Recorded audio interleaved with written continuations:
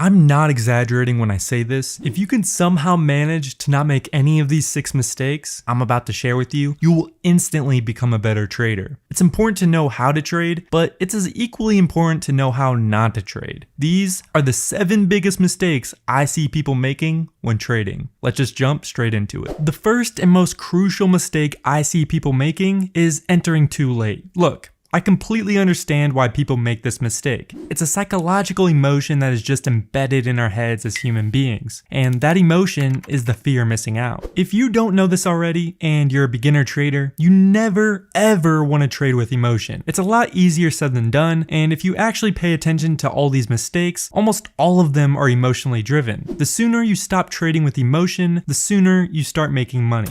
Even the best of the best get caught up in their emotions every once in a while, and sometimes it's hard to realize when it's happening to yourself. But that's just exactly what separates the profitable traders from the unprofitable. It's just one of the things you slowly get better at as you gain trading experience. The most often time people trade with their emotions is when they start thinking they're gonna miss out on the party. I see this happen all the time. You look at the chart and you spot a really strong resistance line. You know in the back of your head, if the price ever crosses this line, you can be pretty damn certain the price will go up from here. So your initial plan is you want to enter right when the price crosses this line. Now, when day trading, a lot of the times you're looking at multiple different stocks at the same time. You got to look at screeners, news, different indicators, etc. And let's say you come back to the original stock that you were looking at, and while you were looking at some other ones, there was a sudden spike in price and the price skyrocketed past the resistance level just as you predicted. The only thing is the price is already way above the line and you're not in the trade. This is the exact point of what separates a great trader from an amateur. The amateur would start feeling emotions, thinking if they don't enter right at this very point, they're gonna miss out on so much money. So they enter as fast as they can, even though the price is way above their initial entry mark and they're taking up way more risk entering at a high price like this. A professional trader would have realized what's happening and just called it a missed opportunity and start looking for other and better plays, or maybe even wait for a pullback to happen so they can enter at a better price with less risk. My point is, if you're late, you're late. Don't get caught trying to chase the party and get burnt because you entered at the top, because most of the time it's going to look like this, where there was a sudden spike, you entered late, and it ended up being the top and started falling right after you entered. Stick to your strategy, stick to your game plan, and don't change it no matter what. If you miss the entry point, move on to the next opportunity or be patient and wait for it to drop to a better price. Mistake number 2, using too much money. Let's go over a scenario that I'm sure almost all of you have gone through in your trading career. Let's say you initially started trading with $100 per trade, a decent amount for you, but nothing crazy, and your trading strategy is actually working pretty well. You're following your strategy perfectly to a T, and you've been insanely profitable every single day for the past week, making $500. Then you get this beautiful, bright idea. Well, I've been trading with $100 every day, and I made $500. What if I started trading with $1,000 every day, so I can make $5,000? Now, let's just say in this scenario, $1,000 is a lot to you. This is an absolute terrible mistake, and I see beginners making this one so often. Why is this a mistake? Well, it's pretty simple. If you're trading with an amount that you're not okay with losing, it's without a doubt you will start trading with emotion. Whenever the price goes towards a direction that you don't want it to go, and your balance starts dropping a crazy amount fast because you're using a higher percentage of your portfolio, you're gonna start freaking out, making you panic sell more often than you normally would. Whenever trading with an amount that you're not comfortable with losing, it's almost inevitable that you will trade with emotion. Trading is not a get-rich job. It's about growing your account slowly and consistently. The sooner you realize trading is not a get-rich-quick scheme, the sooner you will start becoming profitable.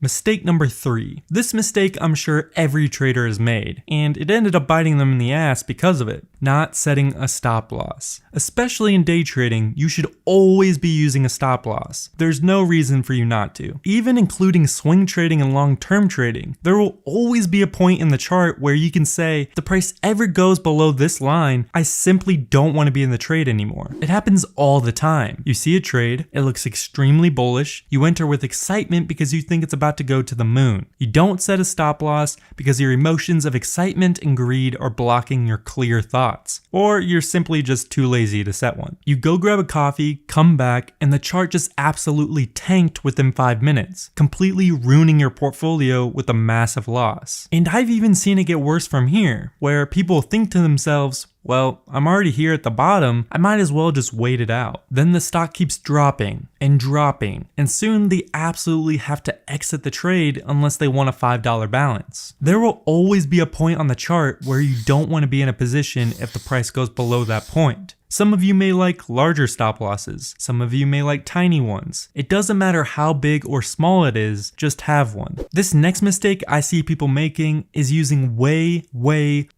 too many indicators. I know, TradingView has millions of indicators and you're almost like a little kid in a candy shop that can't choose which one they want, and they just end up choosing all of them. Sometimes I'll look at a beginner's chart on TikTok or Instagram or whatever the kids use these days, and it'll literally look like this, where they have millions of indicators, support, resistances, Fibonacci charts, and everything under the rainbow. There's absolutely no need for this. 1, you can't even tell what's going on, and 2, most indicators are just momentum indicators, so they're telling all the same story. Stick to one strategy. Don't think just because you add 4 successful trading strategies together that it'll make one mega trading strategy. That's not how it works. Use a couple indicators, use one strategy, and keep your chart clean and easy to read. The 5th mistake is a very easy one to avoid, but yet people still end up making it all the time. Trade with the trend. In basically all my trading strategy videos, they all have a common core strategy: trade with the trend. It's pretty simple. You want to buy when the market is going up, and you want to sell when the market's going down. I know, it's simple, but I still see way too many people trying to overcomplicate things and trying to buy the absolute bottom of a market. They will see a stock that has been dropping for the past month and they think they figured it out and found the exact bottom. What are the chances that out of the past month the stock has been falling, you have found the exact bottom right here? If a chart has been falling, it's more likely to keep falling. If a stock has been rising, it's more likely to keep rising. Now, you may be asking yourself, how do I know if a chart is in an uptrend or a downtrend? Well, I explain it in depth in a lot of my other trading videos, but I'll give you a quick explanation. You get on your trading platform, add a 200-day exponential moving average. If the price is above the 200-day EMA, it's an uptrend. If it's below it, it's a downtrend. It's really that simple. Now, of course, every trading strategy is different. For some strategies, an important part of the strategy is buying in a downtrend or buying the bottom. But for the most part, you should be thinking, I'm only buying in an uptrend and only shorting in a downtrend. It'll make your life so much easier when you trade with the flow of the market. The next huge mistake is one that a lot of people miss, and it can be the difference maker in you fixing your bad habits or not. Lack of record keeping. If you're a beginner trader, or even if you've been trading in the game for a long time, it's always good to keep track of your trades. You can always improve. Always. It's important to look back at your past trades to see what you did good so you can keep doing those specific things. But it's also nice to look back at your trades and see what you did incorrectly. To help bring your emotions and bad trades under control, it's always nice to have a trading log where you take a screenshot or even a video of the chart before you even enter. Write down why you want to enter the trade in the first place, whether it was fundamental, technical, or from a news article. Write down the exact point of when you're going to enter the trade, then when you're going to exit. This will not only give you a direct plan, which is what you should have in mind before entering every trade anyway, but it'll also show you if you yourself followed your own plan. Once you exit the trade, write down why you exited. What emotions were you feeling during the trade? What you did wrong? What you did right? Keeping a trading log helps you achieve 2 goals. The first is to make money. The second is to become a better trader. You might not succeed on the first goal, but you will absolutely succeed on the second goal. You should always and forever try to become a better trader after each and every trade. No matter how much experience you have, you can always improve. Trading reveals your weaknesses that you never thought you had, but it can also make you a stronger person learning from them. It's important to learn from your mistakes, not just keep making them. One of those mistakes is setting your stop loss too high or too low. That's why in this video, I tell you a secret trick that I use all the time to help place my stop losses in the best spot possible, so they don't get stopped out as much, but it's still an efficient stop loss. Go check that out, and I'll see you guys next time.